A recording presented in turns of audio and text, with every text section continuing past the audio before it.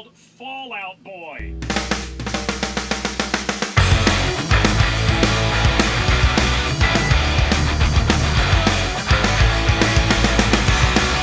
Landing on a runway in Chicago. My name's Pete. I play bass. And In between is something sensual and such non-conventional ways. Tonight the headphones will deliver you words that I can't. Tonight the headphones will deliver you words. I'm Patrick, and I play guitar and sing in Fallout Boy. Tonight is all about we miss you, we miss you. Tonight is all about we miss you. Now I can't forget your style, your cynicism. Somehow it was like you were the first. My name's Joe Schroman. I'm 33, and I play the D strings. And my hands are tied to pages and to bring you back. Tonight the headphones will deliver you the words that I can't say. Andrew John Hurley, play drums. Tonight is all about we miss you, we miss you.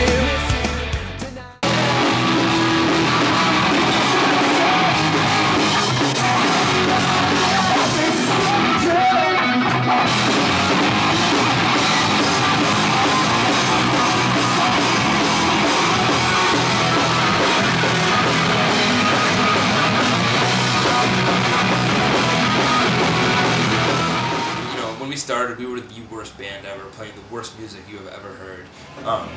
It got better as time went on.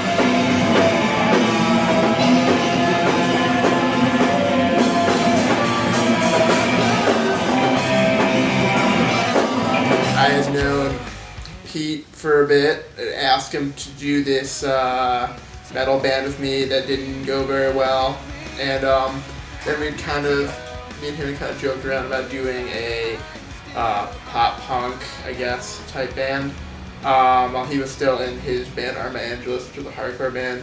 Joe and me started playing in a band that we wanted to be similar to bands we listened to growing up, like The Descendants and Green Day and Lifetime.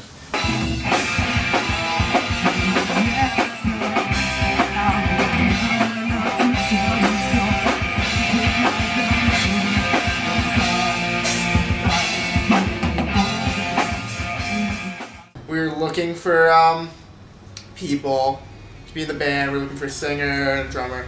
And I met Patrick by mistake in a Borders Books when I was talking to my friend about Neurosis. That dude weirded himself into the conversation. I'd be like, I know who Neurosis is. I'm a freak. Never met him before, and we ended up striking up a conversation, and he had informed me that he was looking to start a band with this guy from Race Trader, who was a hardcore band I liked a lot, and I was like, yeah, dude from Race Trader's in it, I'll try it out. They came over to my house to practice, and I met them in shorts and an Argyle sweater.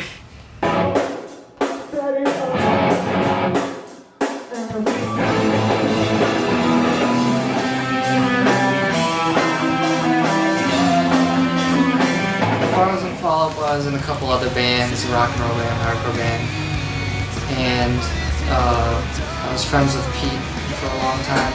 I knew Joe for a while. They needed a drummer, and like everyone in the other bands I was in was doing full-time stuff, whether it be like school or other bands. So like, did Fall Out Boy for a tour. It worked out. I knew that I was destined for greatness.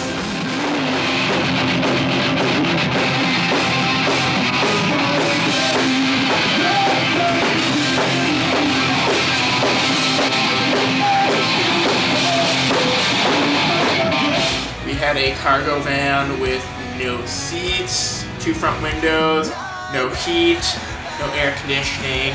We didn't have a trailer. We slept on our equipment. And the steering wheel's aligned to the left. There's a flower up There's a flower on the side, which meant that we like to. I almost died a couple times. We started out the tour with a breakdown and a hilarious. It was a sick breakdown. There's a lot of mosh. It was like a hate-free breakdown. From there, Fall Out Boy began completely unserious in the basement due to boredom and to us being sick of playing heavy music all the time, and it's come full circle to become the main project. And obviously we do it as our job now, so it's bigger than we ever expected it to get, I guess.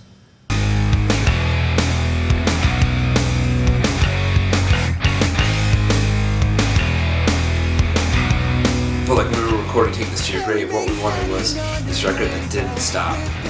We wanted a record that, there's a couple records in my collection, that I don't skip any tracks on, and that's what we want to Take This to Your Grave to be. Could move, sure it would only be to crawl back to you. Must have dragged my guts along. They were gone by the time we. Whoa, I want to hate you half as much as Saturday.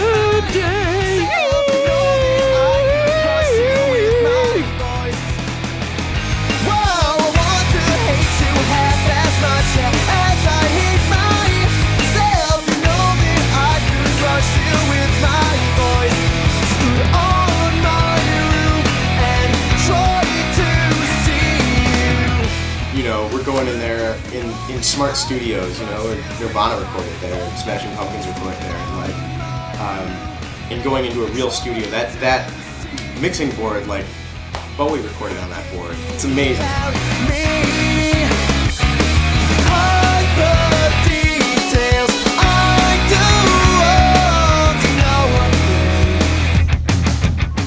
Bury me standing on the window with this cinder block in hand. Yeah, 'cause no one ever says I'm visible as you make me feel. Wish that I was as invisible as you. Thought we really had a good record written, and it was like really tough. When I got to the recording process, it's really stressful. There's a lot of times we almost gave up because of like little mishaps and things like that.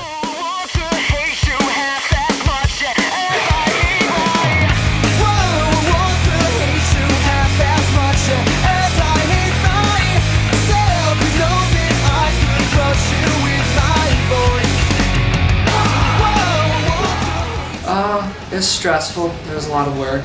We had to write a couple songs on the wire, whatever. And basically, it was a lot of hard work that I think I was really happy with after all was said and done. But up until then, I was in school full time at the time of writing and recording, and it was just a lot of work. So, but it was fun, and it was a good release when it was finally done.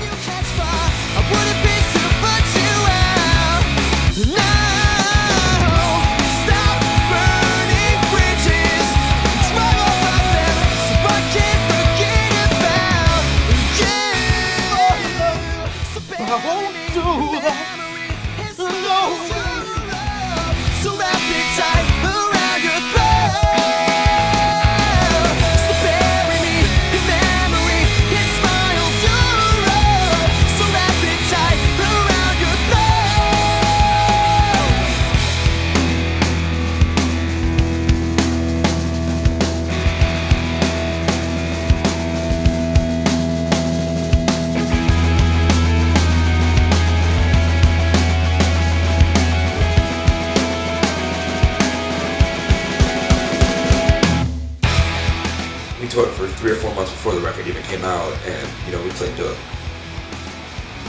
one person in a lot of places. We definitely, I think, earned a lot of people one at a time, but the cool thing is we keep seeing those faces over and over again. We know a lot of these kids' names, and it's really cool because you develop a friendship, and I think that's what's cool about Fall Out Boy. Around your throat.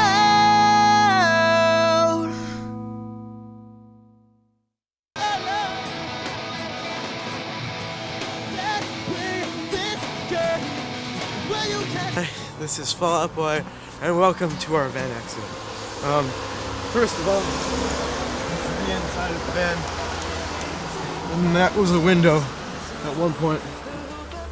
Oh, that's a tree. That was insane.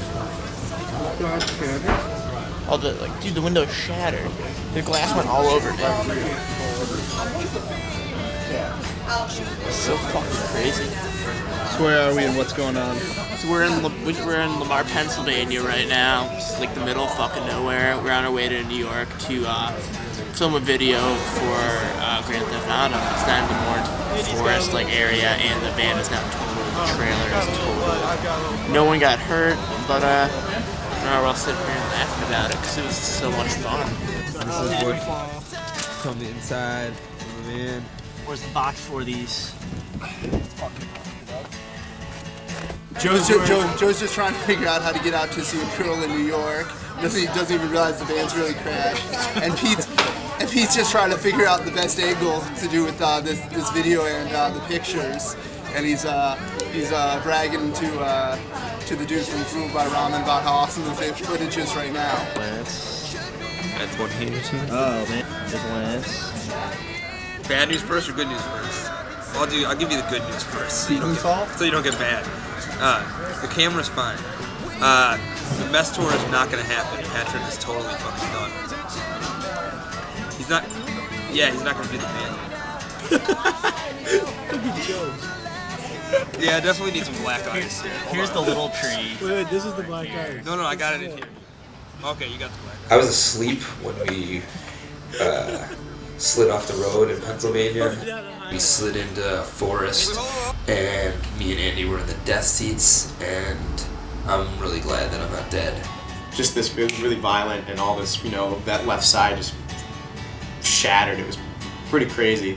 And if I was in the seat in front of me, sitting where I was, belted into the side, I probably would have gotten my head smashed or something. I don't know. Life slowed down to a snail's pace, where I felt completely out of control. Half an hour into his drive, swerves a little, isn't paying attention, hits the brakes. We go colliding 70 miles an hour into a forest, demolishing the van and the trailer.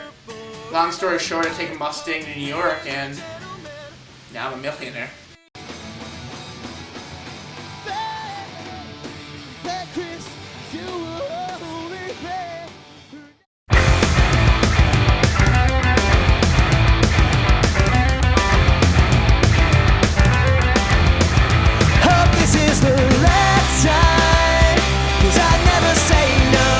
I'd say for my favorite Fall Out Boy moment is just when you see the crowd singing back your lyrics, and I could hear them louder than Patrick. It's just one of the most intense feelings there is.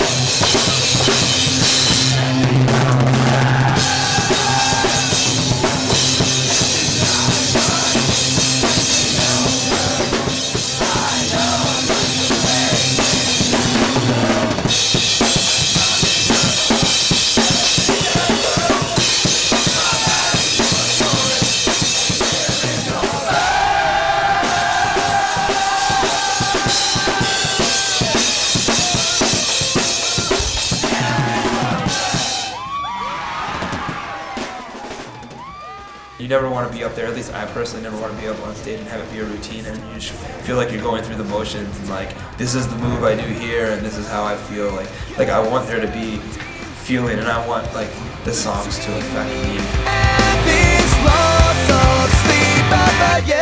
This is side one, flip me over. I know I'm not your favorite record. I mean, you don't shower that much. I've been broke on tour, almost every tour we've gone on so far. I get by with enough to eat. We've driven, we've had 16-hour drives, and we've had like 24-hour drives before, and it's just like crazy. Like. And here is your verse.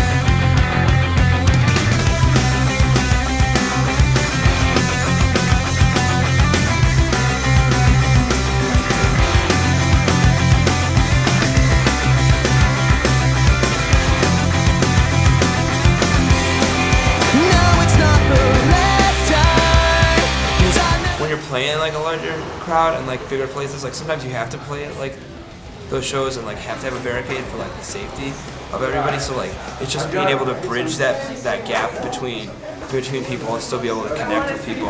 And that was cool. Like it was us learning how to do that and like trying some stuff and probably failing at it, and then trying some stuff and realizing what's successful. And here is your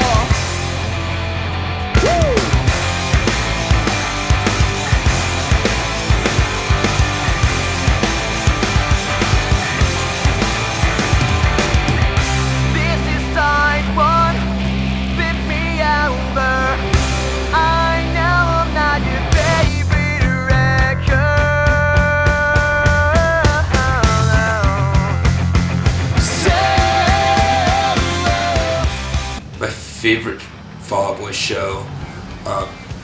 It's probably the show we played in Wheaton Community Center, and they were expecting about 300 kids. It was the end of a tour, and it was a community center, and they ended up having about 700 kids through the door. And at the end, during Saturday, there was a free-for-all. Kids came on the stage, the sound guy turned off all the equipment, pulled the plugs on our amps. Someone ended up throwing him into the crowd. It was just a near riot. It was pretty awesome in retrospect. But Chicago shows have always been the best and the coolest. There's other places that are cool in the country, but this will always be at home.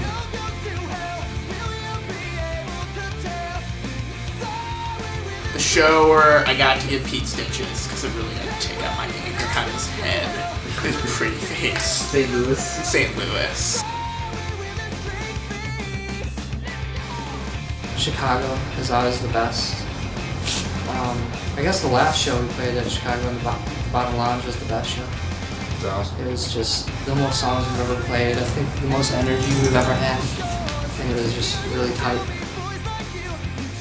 One night we played at a movie theater in Des Plaines, Illinois that basically only hosts like Bollywood movies, and they rent it out for punk shows every now and then. And it was us, Motion City Soundtrack, and 504 Plan, and it was this awesome summer night. And there were only a few kids there, but the kids that were there were awesome, and the bands were awesome. It was just a really fun night.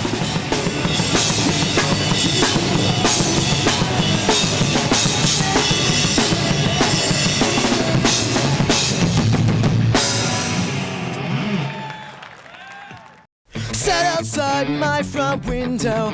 This story's going somewhere. He's well hung and I am hanging up. This fall, we signed with Island Def Jam, and I have to say it's one of the coolest experiences. Like, it's something that I never thought I would do in a million years. Being able to tell your parents that, you know, all the years where they thought, you know, everybody was wasted, we were wasting our time, and all the money they spent, and all the practices they had to put up with, and all the band they had to buy. It's cool to be able to be like, look at this. It's like the face of determination. Island was official.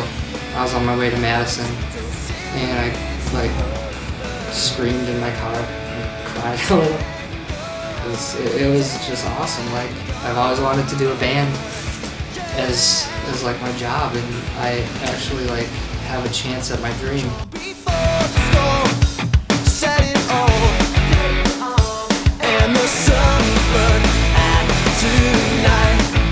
As a music writer, one of the things I've tried harder to do on this record is to please the four of us, before really thinking about what other people are going to care about it.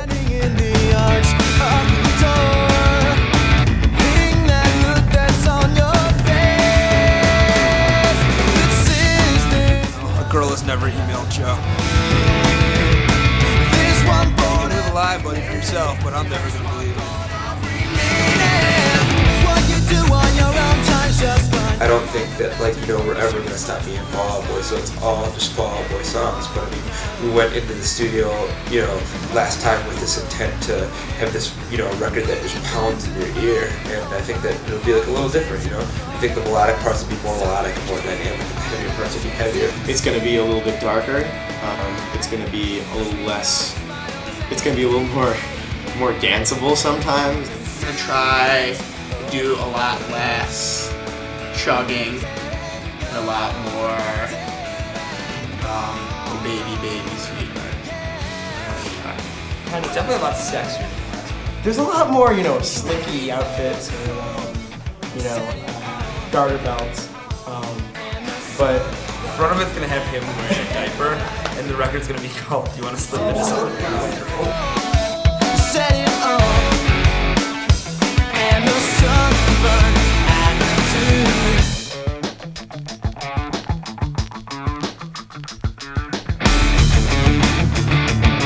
We're just trying to push ourselves musically and write more mature songs, you know, an evolution, I guess. And drumming, I guess, is the same thing. I want want to strip it down a little and play more musically, but I also want to like spice it up a little more maturely with like little things that, you know, I wouldn't have thought of a year ago.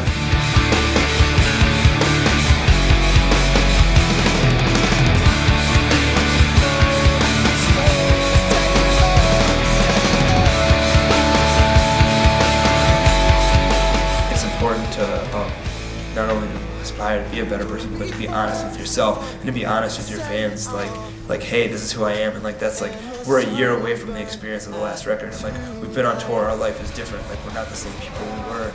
And I think it's important that it's like not always bad and it's not all good, but like there should be like an honest portrayal of how our lives are and like how this has affected us, and like hopefully that people will want to go on that journey with us.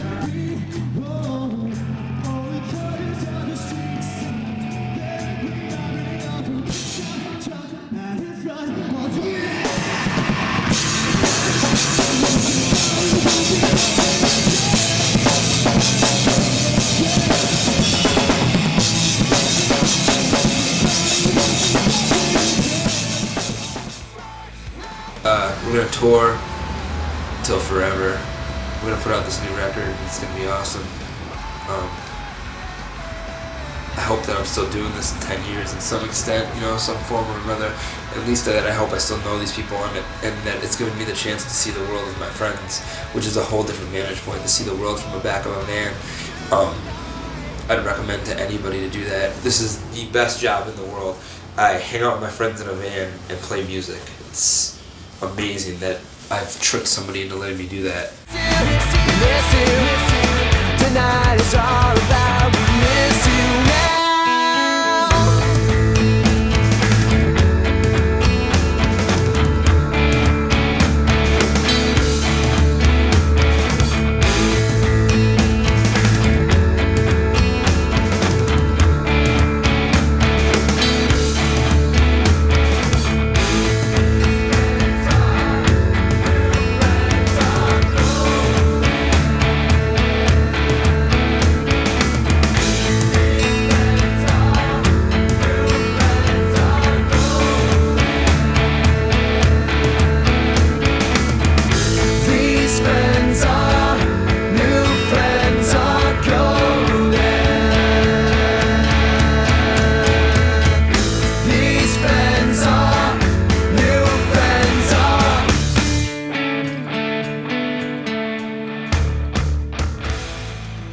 Where is your boy tonight? I hope he is a gentleman. Maybe he won't find out what I know. You were the last good thing about this part of town.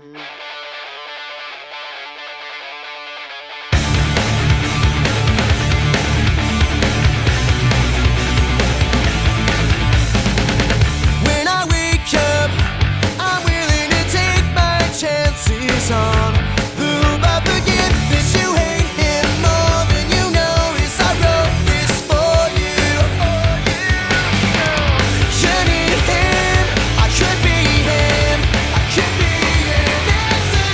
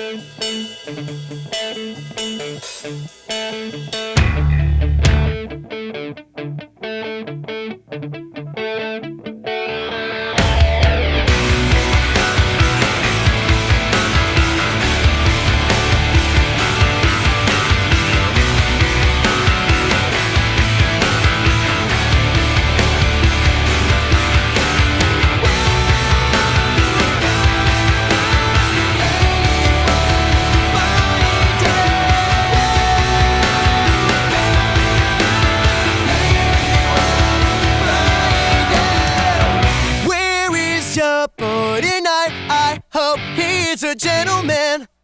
Maybe we'll find out. I know you were the last good thing about this morning town. Where is your 49? I hope he's a gentleman.